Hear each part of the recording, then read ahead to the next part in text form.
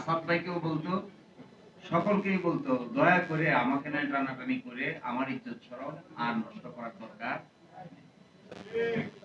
আমি এটা স্পষ্ট করে দেখতে চাই। কখনো বলে সংবিধানের ভিতরে, কখনো বলে অ্যাকচুয়াল পরিমাণ নড়বো না, কখনো বলে এর ভিতরে আছে। আরে সংবিধান তো জানে তার ভিতরে কি আছে আর কি নাই। ও তো জানে। আমাদের এক প্রধান বিচারপতি ছিল, উনি একদিন কোর্টে বলতেছে যে বিচার কার করতেছে। তো আমরা বলতেছি মাই লর্ড বিচার করতেছেন তো আসামি। তো উনি বলে না, আসামির বিচার না, বিচার হচ্ছে আসলে আমাদের। কি আশ্চর্যজনক, এটা কেমন কথা?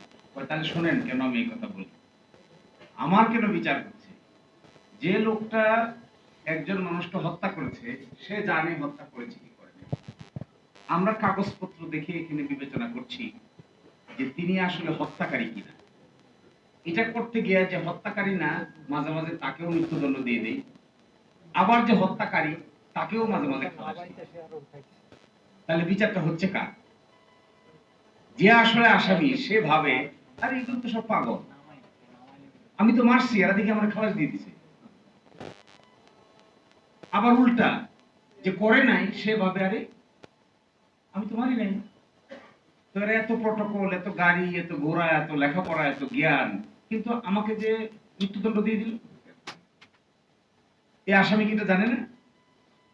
তো তিনি বলতেন বিচার আসলে ওই আসামির হচ্ছে না, বিচার হচ্ছে আমি প্রধান বিচারপতি, আমি সঠিক লোককে সঠিক সাজা দিতে পারছি কিনা, এইরকম কাঠগড়ার মধ্যে আমি নিজেই বসে আছি। তো আমাদের সংবিধান বেঁচে থাকলে বলতো মুখ খুলে, সালাউদ্দিন ভাই আমাকে আপনি অযথা যন্ত্রণা করিয়েন না।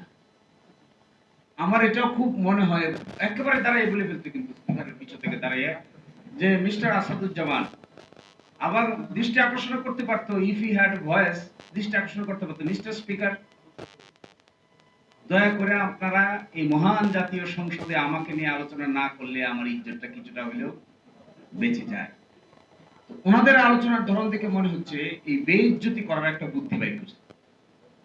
একবার বলে সংবিধানের ভিতরে, কোথায় ভিতরে? যিনি অ্যাটর্নি জেনারেল হয়েছেন ভিতরে হয়েছে, সরকার হইল ভিতরে হইল, পার্লামেন্ট ভাঙলো ভিতরে ভাঙলো, সংস্কার হচ্ছে ভিতরে হচ্ছে, ঐকমত্য কমিশনের মেম্বার হইলেন আমার সালাউদ্দিন ভাই, সংবিধানের ভিতরে হচ্ছে। সংবিধান পারমিট করে যে ওই কি একটা কোথায় জানি বসে আলোচনা হতো, ফরেন সার্ভিস, এই অডিটোরিয়ামে বসে সব রাজনৈতিক দলের লোকেরা বসে আলোচনা করতেছে কিভাবে সংবিধান ভাঙা যায়। আচ্ছা বলেন তো দেখি, রাজনৈতিক দলের লোকেরা একসাথে বসে কিভাবে সংবিধান ভাঙা যায় এই খবর সংবিধান পাইলে সে প্রতিবাদ করতো না? নিশ্চয়ই প্রতিবাদ করতো। এবং ওই প্রতিবাদ তিনি, ওই সবার একজন গুরুত্বপূর্ণ সদস্য ছিলেন সালাউদ্দিন ভাই, তার ব্যাপারেও প্রতিবাদ করতো যে আমাকে ভাঙার পরিকল্পনা করতেছেন কোন সংবিধানের আলোকে।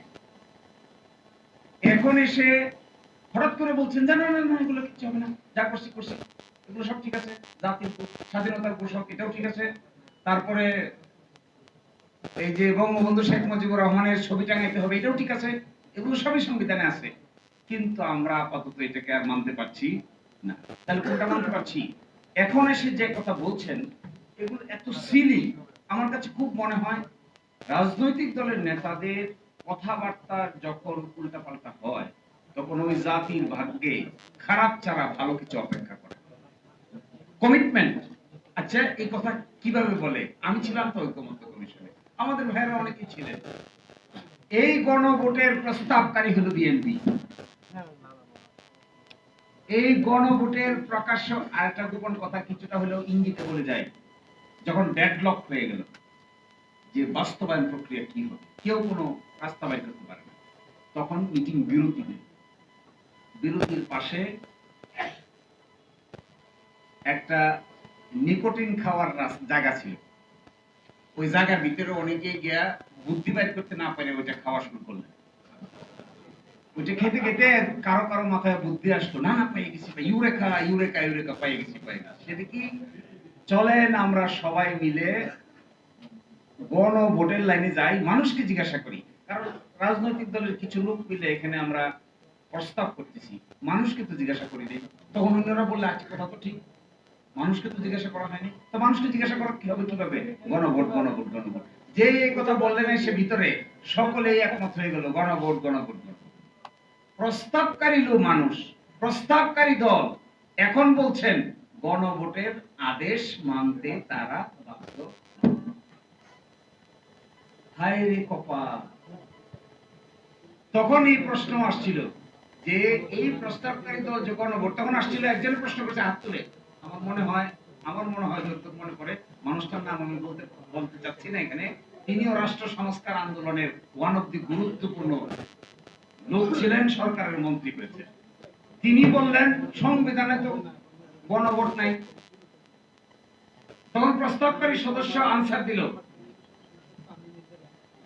গণভোট করা যাবে না, এই মর্মে সংবিধানে কিছু আছে?